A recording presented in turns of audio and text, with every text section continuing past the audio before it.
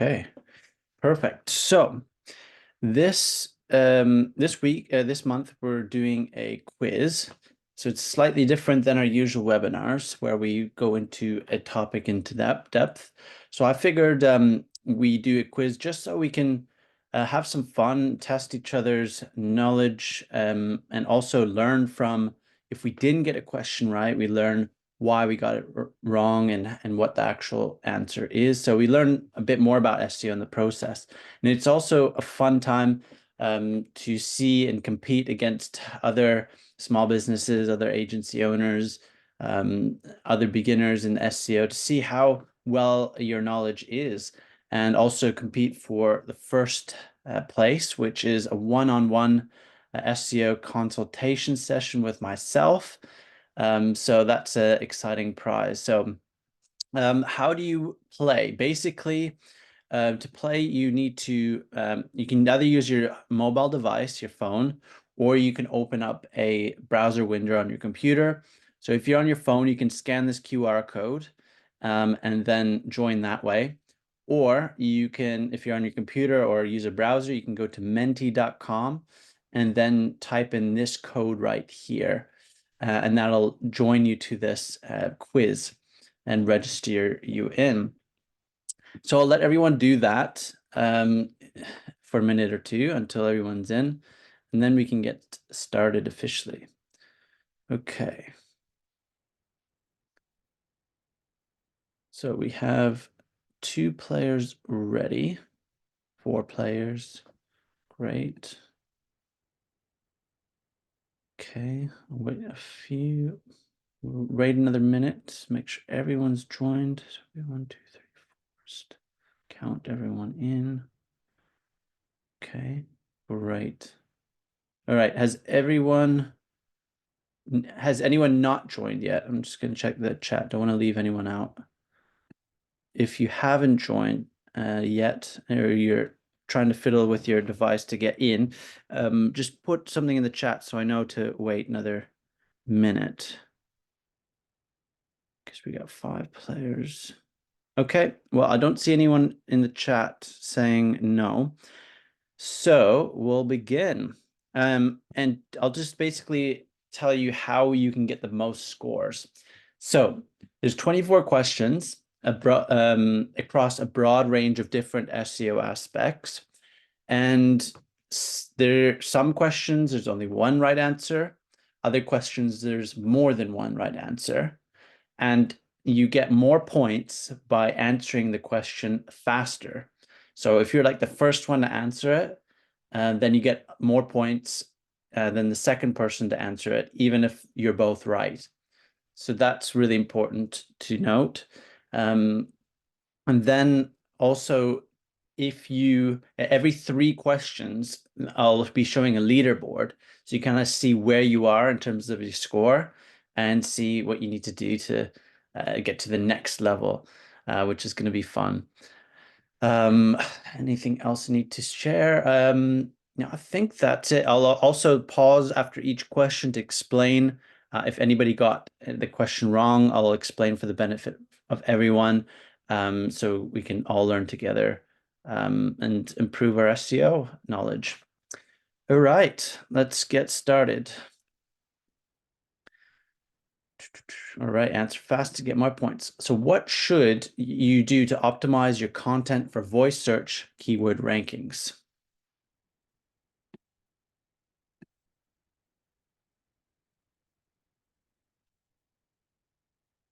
And there's about 30 seconds for each question. So it gives you some time to read the potential answers and then select a choice.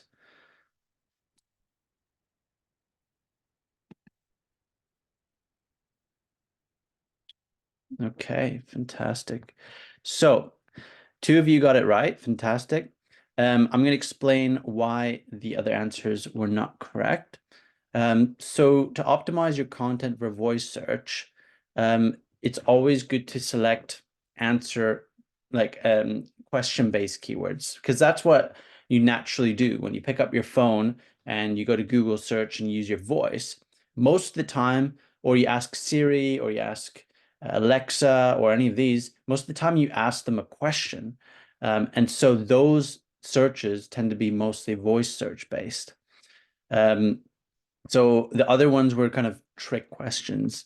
So if you selected any of those. Yeah, so that's why. Okay, next. Question 2.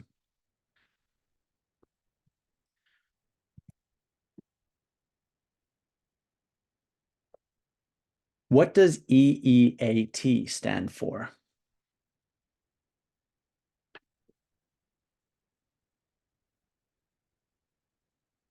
So this is a thing that Google promotes a lot in terms of how it looks at the content. All right, let's see.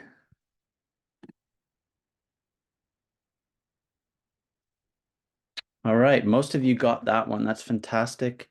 So yeah, just to reiterate, when Google looks at a piece of content, it looks at the experience, like the customer experience, how enjoyable is it, how engaging is it?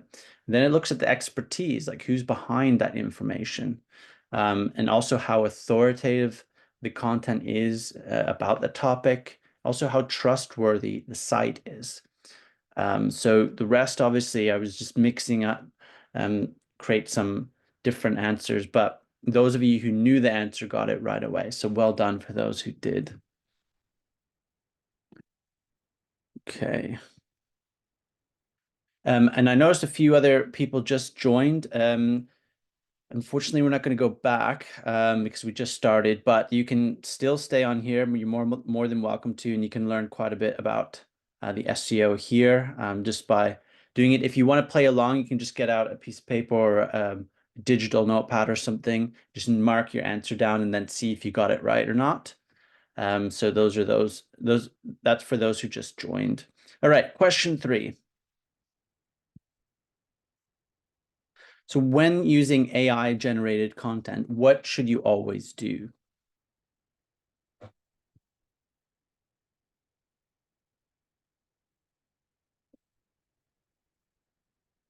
All right, let's see.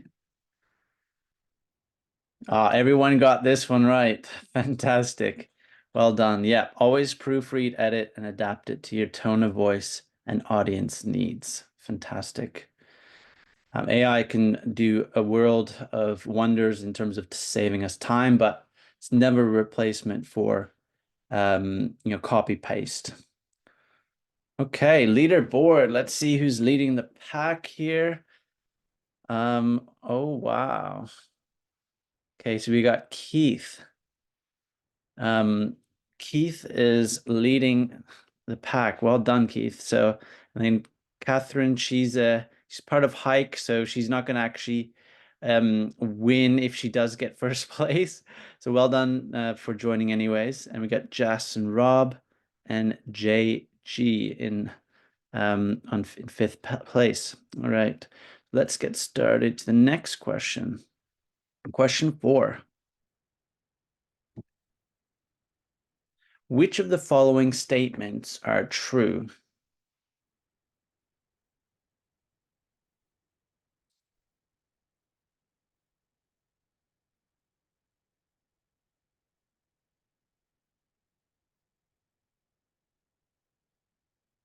All right, let's see. Everyone got that one. Fantastic. I'm glad. I'm relieved actually. If one of you if someone selected that it's just one off, I would be a bit concerned, but it's good. So it's an ongoing process, requires constant adjustment and constant efforts over time. So well done. Okay, question 5.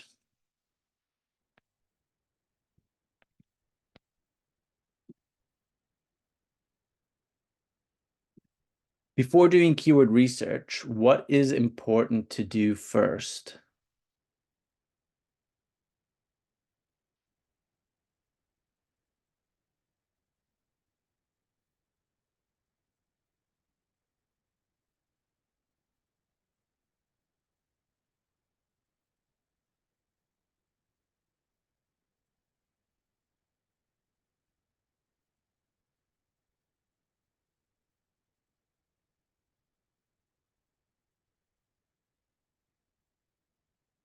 Okay, so most of you got that right.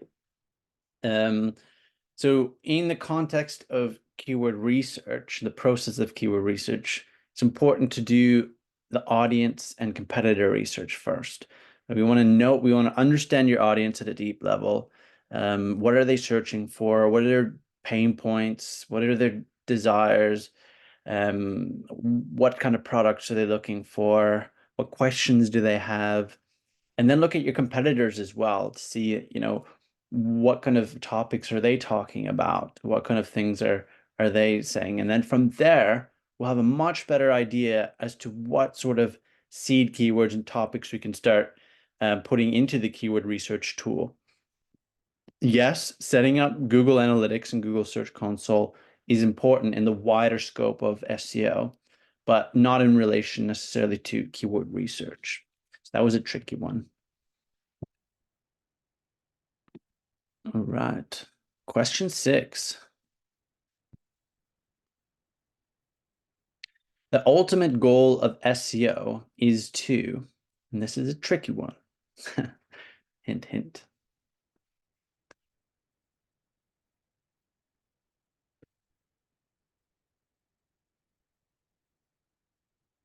Curious to see how many people got this one. All right. Everyone has voted. Let's see.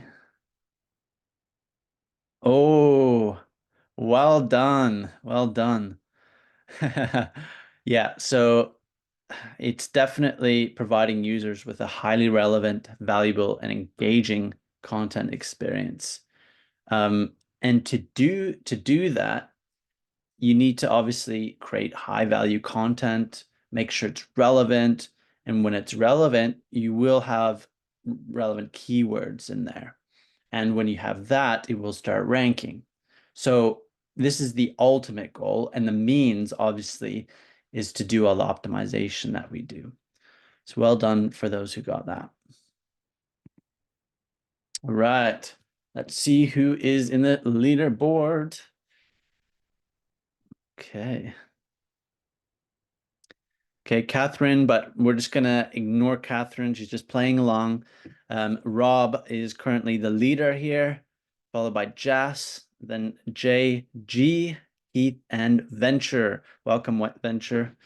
All right, let's go to the next one. Question 7. How does internal linking help with page authority?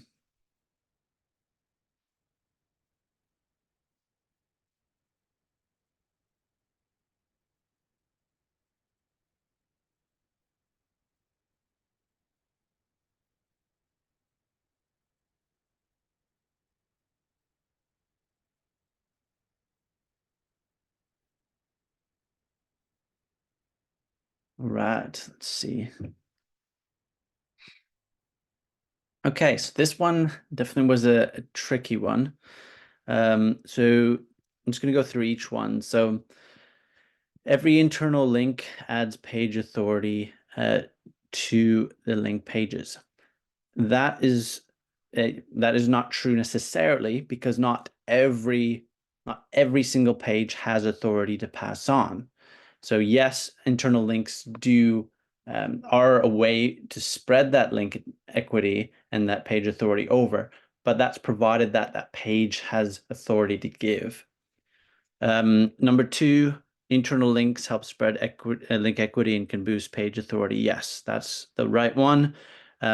This one right here that a lot of people got signals to search engines that the page has authority and credibility. So that's partially true. Yes, it does give some context to the page. Like let's say you have like 50 links pointing to one page. Yes, that kind of gives a hint to Google. But in terms of page authority, like the score page authority, it doesn't necessarily, unless it has other pages that have page authority to pass on to it, link juice to pass on to it. So this one was a bit of a tricky one. Okay. Question 8.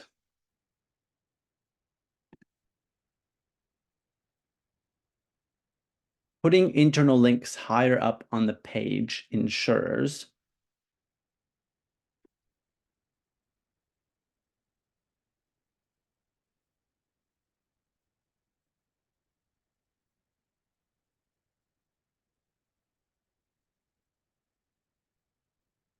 Okay. Yes, so most of you got that. Awesome. Yeah, more users are likely to click the link, which is great because that improves the engagement metric, and that helps with obviously getting people to explore your website a bit more. And no, it doesn't transfer more link equity. In fact, the more links you have on a page, the more that link equity, the more that page authority is spread out. It's almost like divided among them in that sense. And then search engine crawlers discover that, well, unless you have like hundreds and hundreds of links on a page where there's a cutoff for crawlers in terms of number of links they'll follow through, then generally they'll basically go through them all. So this really only applies to if you have like hundreds or even thousands of links on a page where crawlers have like a budget as to how many they'll actually go through. So good stuff. Question 9. How does internal linking affect users on a website?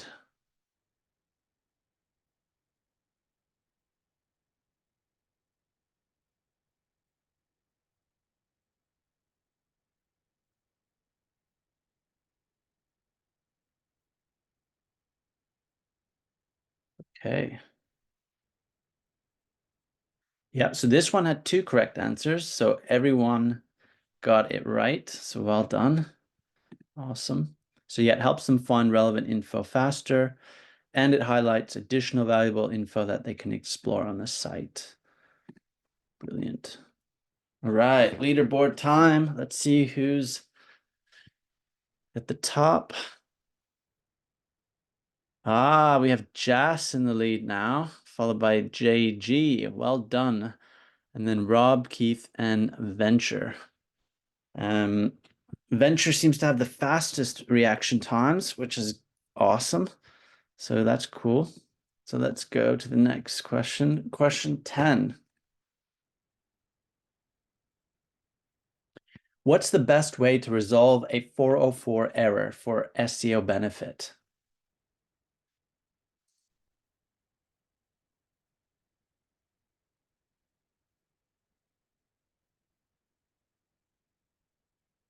Okay, I like how fast you guys are. It's awesome. Okay, great. So a few of you got that wrong. But yeah, just to clarify, so the best way to resolve it for SEO benefit is to do a 301 or permanent redirect to the next most relevant page. 302 redirects are known as temporary redirects, and they don't transfer any link equity or any page authority on. So it doesn't really have that SEO benefit in terms of passing on, let's say a page has acquired a lot of backlinks and has built up its page authority, and then the page disappears or the link disappears, and it goes to a 404 page. Well, if you 302 redirected that to the next most relevant page, it wouldn't pass any of that page authority on. But with a 301 redirect, most of that will be passed on. So it's important to always do 301s. The point where you would use 302 redirects is, let's say, the page is temporarily offline, or you're doing some maintenance on it, and you just need to redirect people temporarily, or it's a marketing page and it doesn't really benefit from any SEO and you don't care, so that's fine. But yeah, in most cases, just do 301 redirect. Question 11.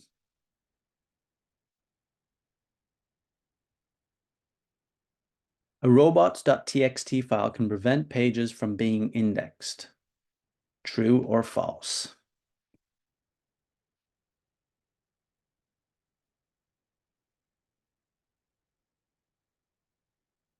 Right. Ah, so this one was a tricky one. And note that I used the word indexed, so not crawled. So robots.txt file really tells search engine crawlers that these are the pages or these are the sections of the website that I don't want you to visit or crawl. But that unfortunately doesn't actually guarantee that those pages won't be indexed, because what happens is if Google or the search engine discovers a link to one of those pages somewhere else, like externally or through an internal link somewhere on one of the pages, it can still potentially index it, unless that page has a no index robot meta tag on it. So yeah, just to keep that in mind, if you do use your robots.txt to stop Google from visiting pages, there is a risk that those pages still might get indexed somehow. So if you really don't want it indexed, make sure you add a robots no index tag to those pages. Question 12.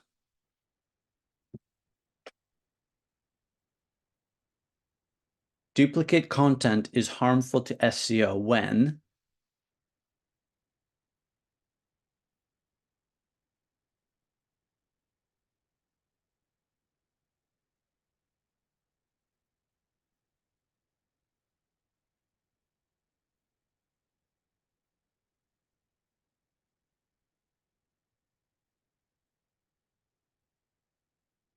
right?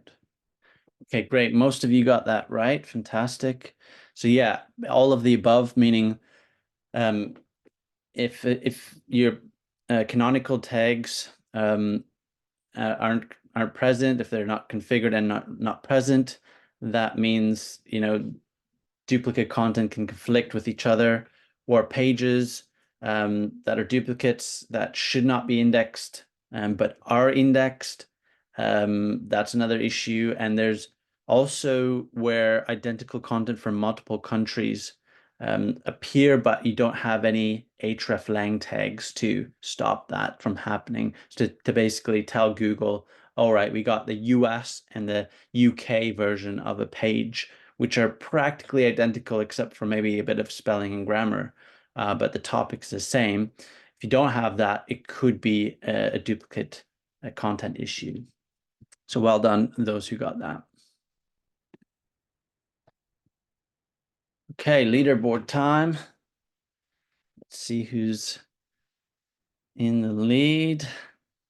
We got JG in the lead. Next is Rob, who's taken the fastest reaction time scores, which is awesome. Then Venture, Jess, and Keith. Man, I like it. You guys are quite competitive here. We're always swapping in and out of the first spot here. So I like this. This is good. All right. Question 13. If you discover low quality backlinks, what's the first thing you should do?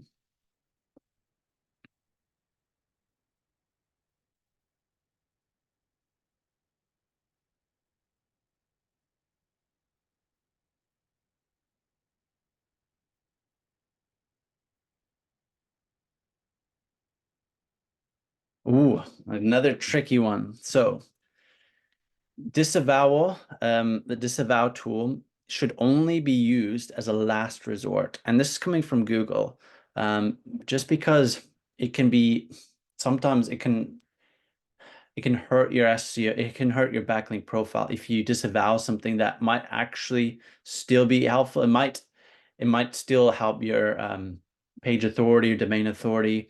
So you only want to do this when you're 100% sure you've gone through all the steps possible and that link just isn't disappearing. So the first thing you got to do is to attempt to contact the webmaster of the site with a backlink that you don't want on there and ask them to remove the link. Say, hey, could you just remove that link, please? If they don't respond, you could contact the domain provider and say, hey, I don't want my link on here. And then they can reach out to the webmaster because they have obviously their details if you can't get in touch. And yeah, and then following all of those things, if you still can't do it, then disavow the link or links in Google Search Console. But yeah, it's not the first thing that you should do. Question 14.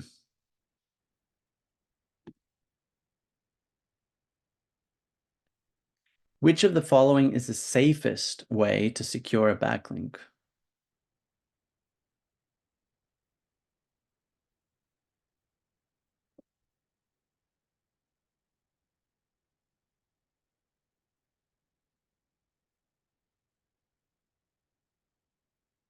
Right. Okay. So the safest way is to rely on organic, natural backlinks without your intervention. Basically, by creating super high quality, super valuable content that ranks on Google, and then your audience, if they find it super helpful and valuable, they'll want to link to it. They'll link to it from their sites, and those sites could be quite authoritative. They could be quite big, could have a lot of traffic. So always focus on what you create and the content quality and experience. And that ultimately should lead to backlinks, because literally a backlink is a vote of confidence. When someone links to a page, it's basically saying, hey, I vet this. I think this is great. I recommend this. You should trust this. Check it out. So that's why. Question 15. Buying old domains with a history and authority to boost yours, dot, dot, dot.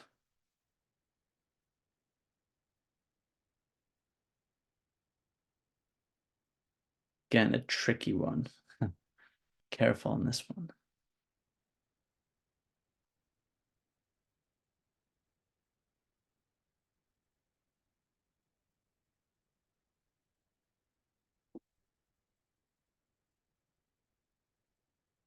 Okay, so 50-50 here. It's basically not recommended because it's seen as a manipulative to search engines, especially when in the past this has been a huge thing. Lots of people kind of bought old domains with domain authority, with backlinks, and then redirected them, and suddenly their website were ranking, on the first page, #1, because they quickly got some domain authority and all of that. It worked until Google realized this and they started cracking down on these kind of tactics. So although, yes, this can boost your domain authority, and yes, you can get higher rankings, it's highly risky and not recommended, because then you're trying to manipulate the search engine algorithms to think that your site is more authoritative than it is, just by redirecting some domains, and not really relying on the natural audience to link and tell you what they think with backlinks from their sites.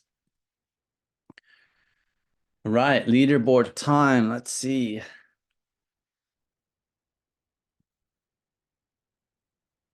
Okay, we got JG in the lead, followed by Rob, Keith, Venture, and Jess. JG is the fastest reaction times. Awesome. Well done. All right, question 16. All right, guys, we're getting to the end of it. So let's see if we can rack up some more points. All right, let's see. According to Google, what must you have as a business to rank for local keywords?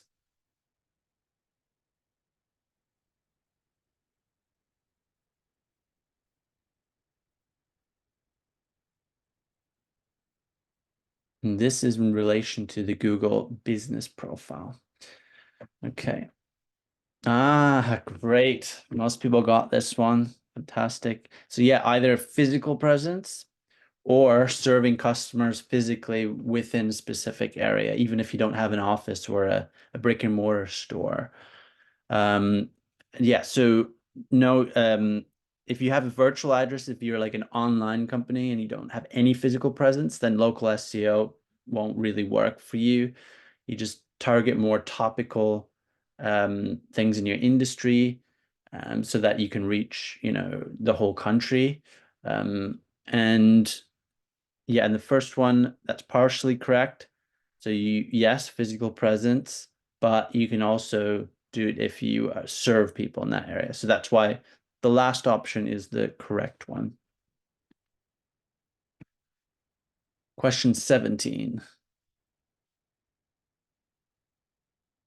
What's one of the most important things to watch for when creating local citations?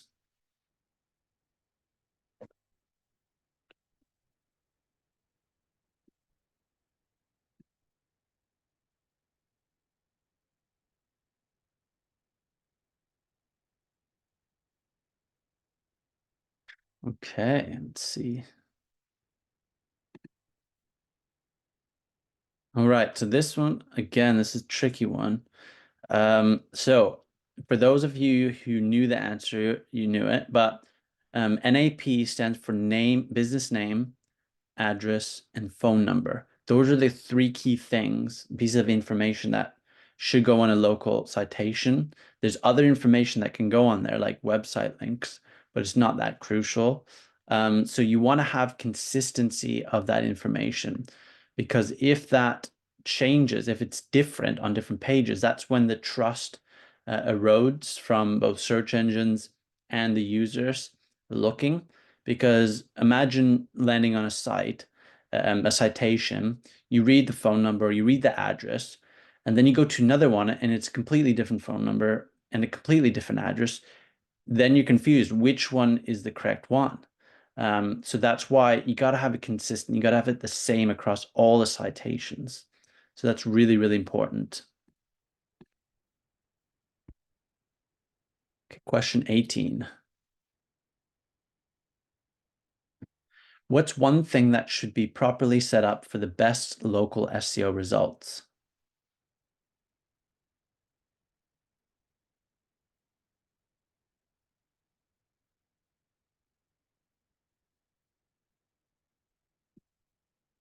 Okay. Great. Most of you got that one. Yes, Google Business Profile. Absolutely.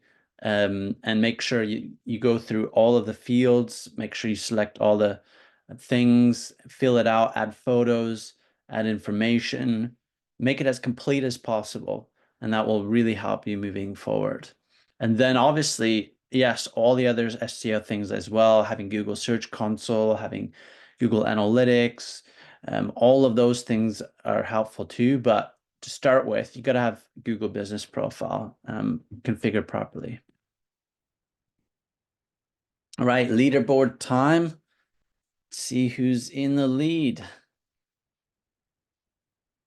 JG is still leading the pack. Well done.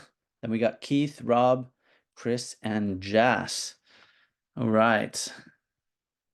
See if we can catch up to JG here. All right, we got a few more to go. We're on number 19. When choosing keywords, in what order should they be prioritized from highest importance first? So this is a tricky one.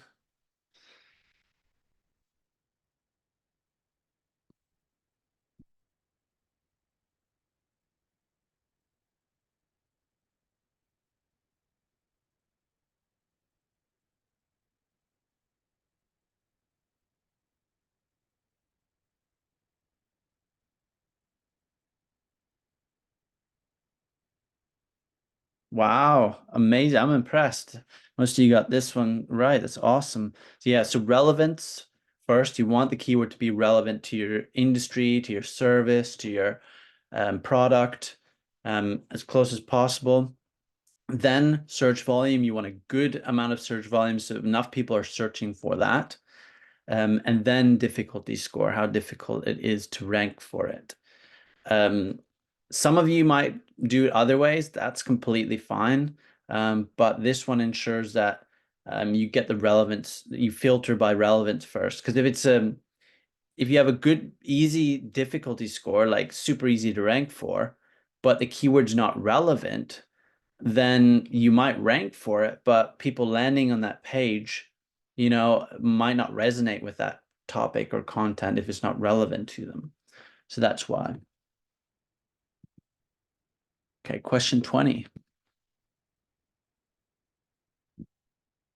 When mapping keywords to pages, what rule of thumb should be remembered?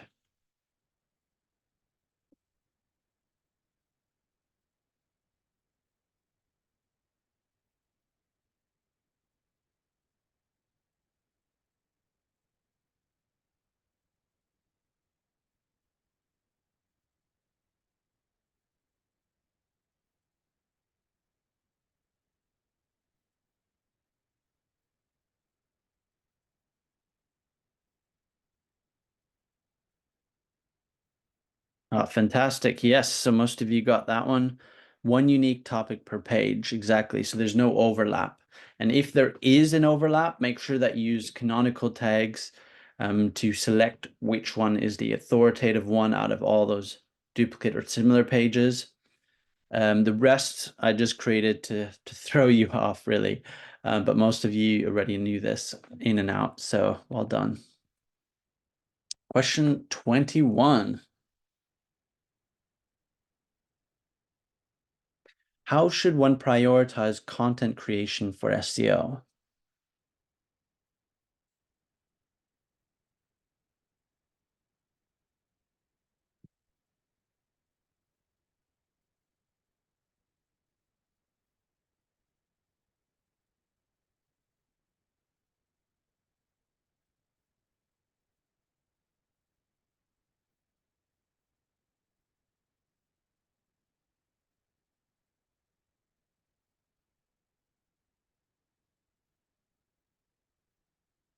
Yep. So all of these were correct. So you can definitely base it on your business goals. Based on, let's say you want to, uh, you have a certain product that you're releasing soon, you want to create content around that, or you have specific topics that are relevant in the industry or trends. You want to talk about that. That's cool. You can also prioritize it by lowest difficulty keywords first, once you've shortlisted them, or you can do it one topic cluster at a time, one content silo, they're also called, so in a hierarchy, or you can do highest search volume keywords first. It really depends on what you want to do and what your business goals are and your strategy. So yeah, all of those are correct. Okay, let's see leaderboard time. JG is still in the lead, followed by Keith, Rob, and Jas and Chris. All right, well done. Let's go to the next one.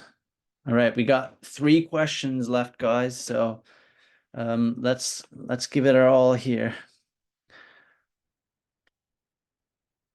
Where should hreflang tags be placed?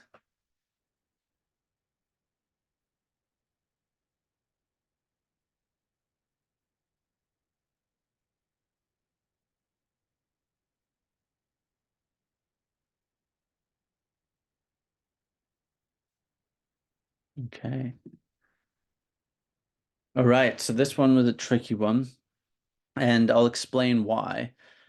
So when you have a multilingual website or a website which targets multiple areas, multiple countries, either or both, you want to make sure that every single page on that website has an hreflang tag.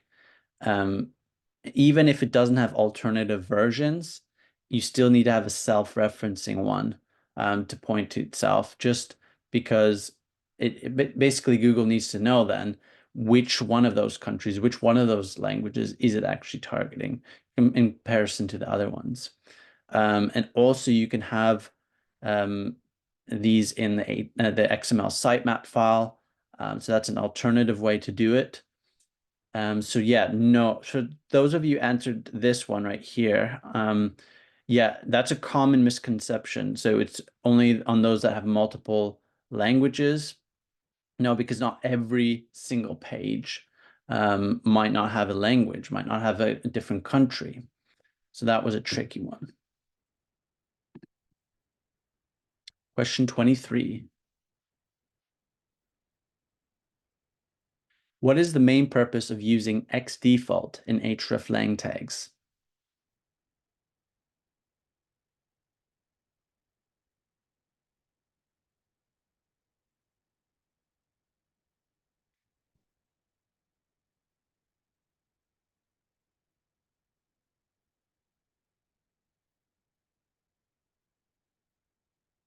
Okay, again, a tricky one.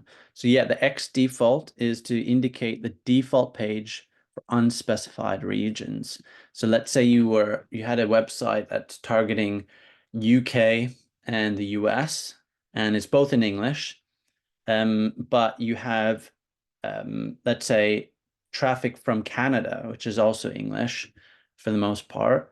So the X default would basically route any other countries to a default language. Let's say it's the US, or a default country. Let's say it's the US version, or let's say it's the UK, either or. But the X default kind of says which one it is. Yeah, to highlight the primary language.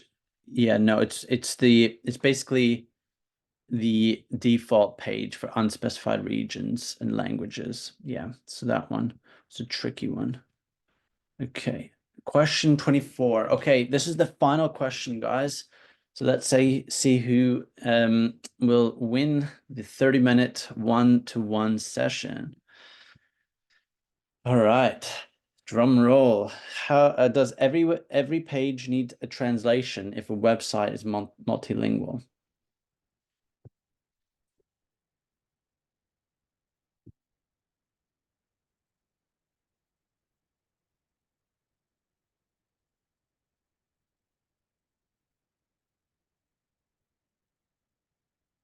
Okay, everyone has voted.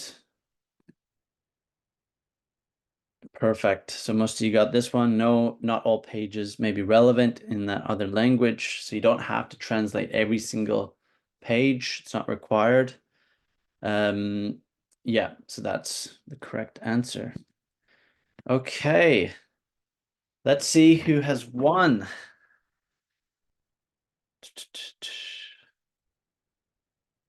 All right, well done, JG, for winning the one-on-one 30-minute consultation. So yeah, just feel free to reach out to me after this session, Gabriel at hikeseo.co, and then I will we'll figure out a day and time that works for both of us, and then we can go from there. And well done everyone else who also came in follow up. We got Keith. Oh, hold on, I want to go back to the. Yeah, we got Keith. Just wait a second. It's just loading here. We got Keith, Rob, Chris, and Jess in the lead. So well done everyone else for competing. And I hope you guys also learned quite a lot today as well for questions that you got. I'm going to just bring up the chat and just go through that. Sorry, guys, I missed all that chatter here. So I'm going to go through.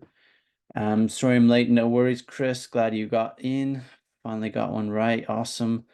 Sorry I didn't explain it, Chris, because you got in a bit late, but yeah, you just selected either on your phone or you figured it out anyways. Nap has been the win. Yay. Awesome. Thanks, everyone. Had a complete nightmare with the last questions. Yeah, those were difficult. I'm glad you learned a lot, Jas. Same with you, Catherine and Rob. I'm glad you learned. I'd do it again. Awesome. Yeah. The plan is this year to at least have a couple of quizzes. So definitely keep your eyes peeled in your inbox. Great for learning. Absolutely, Chris.